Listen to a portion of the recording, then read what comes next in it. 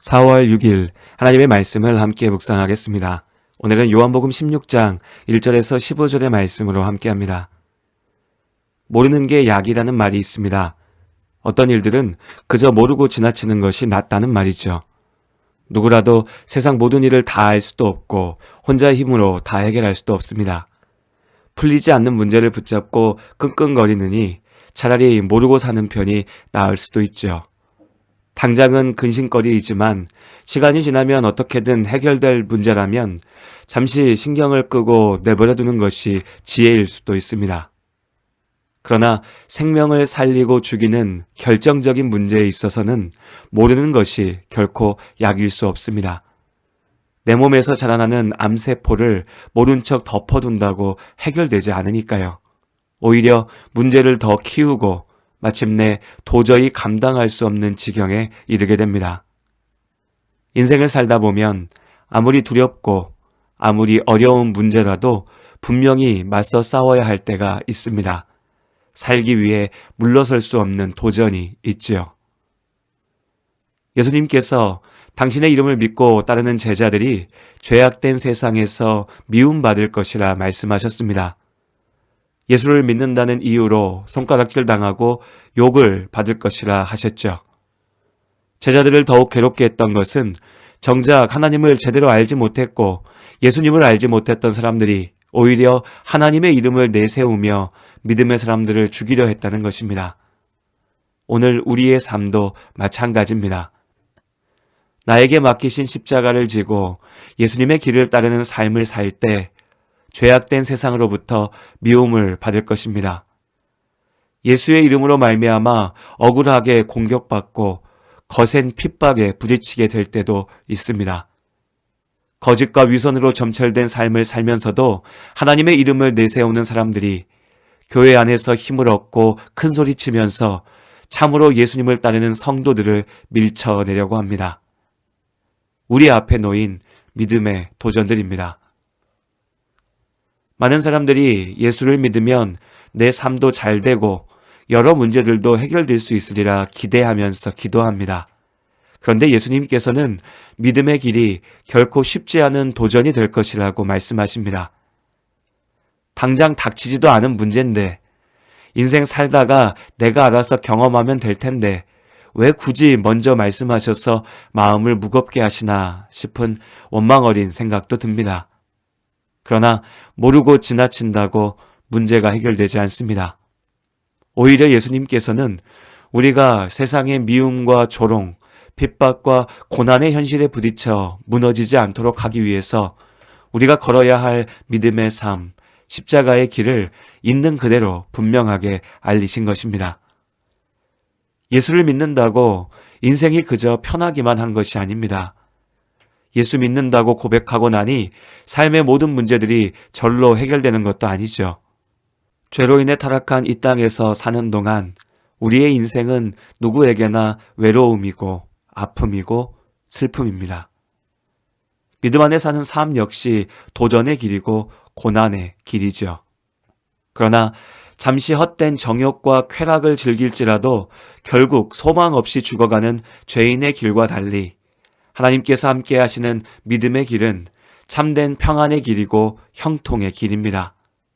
우리에게도 슬픔이 있으나 하나님께서 나의 슬픔이 기쁨의 찬양으로 변하게 하십니다.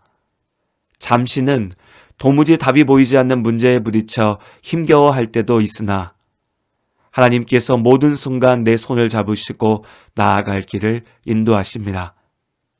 세상의 시험과 도전에 부딪히더라도 실망하고 좌절하지 않도록 예수님께서 삶이 무엇인지 우리에게 분명하게 보이셨습니다. 그러나 내가 너희에게 실상을 말하노니 내가 떠나가는 것이 너희에게 유익이라. 내가 떠나가지 아니하면 보혜사가 너희에게로 오시지 아니할 것이요 가면 내가 그를 너희에게로 보내리니. 요한복음 16장 7절의 말씀입니다.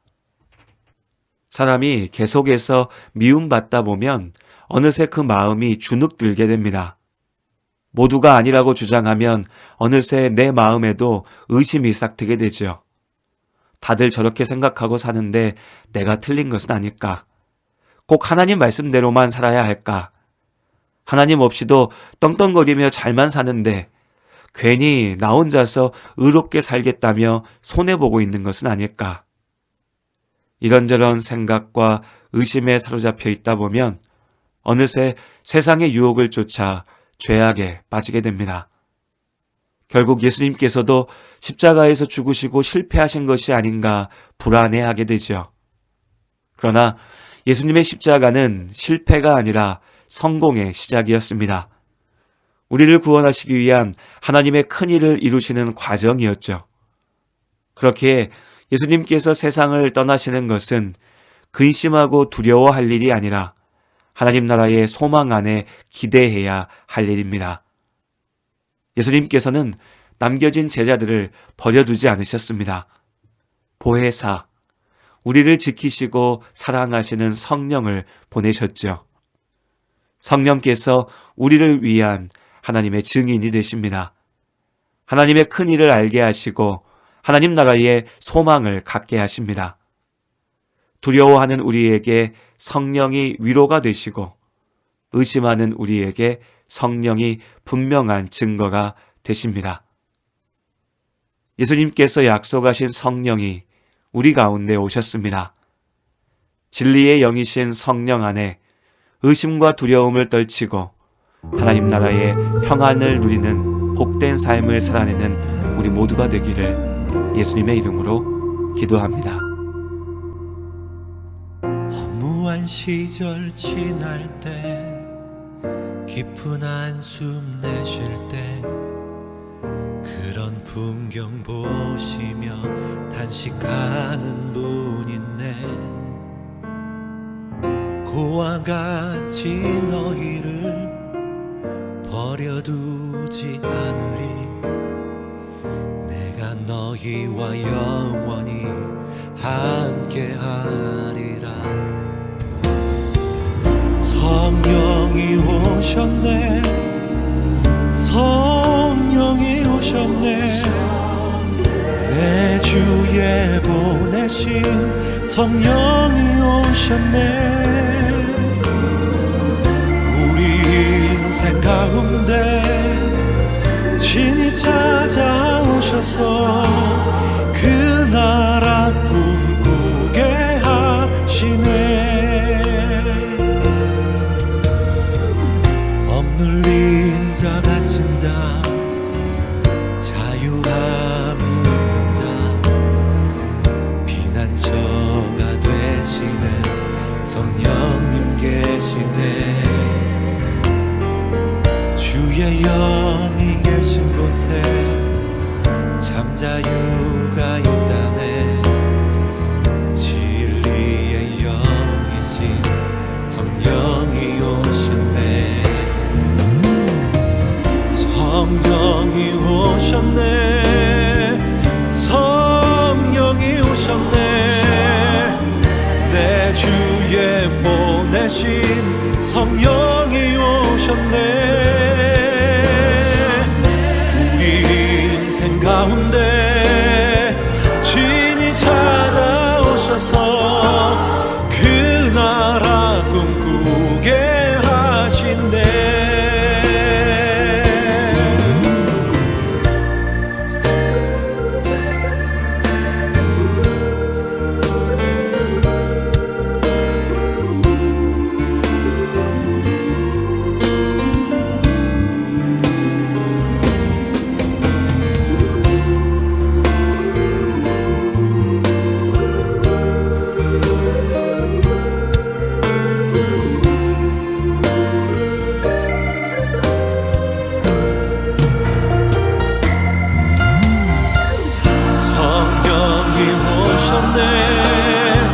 성령이 오셨네. 내 주에 보내신 성령이 오셨네.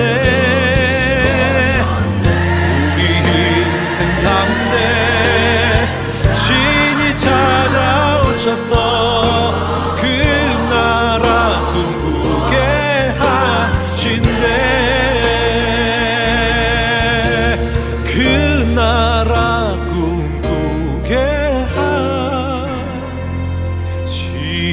내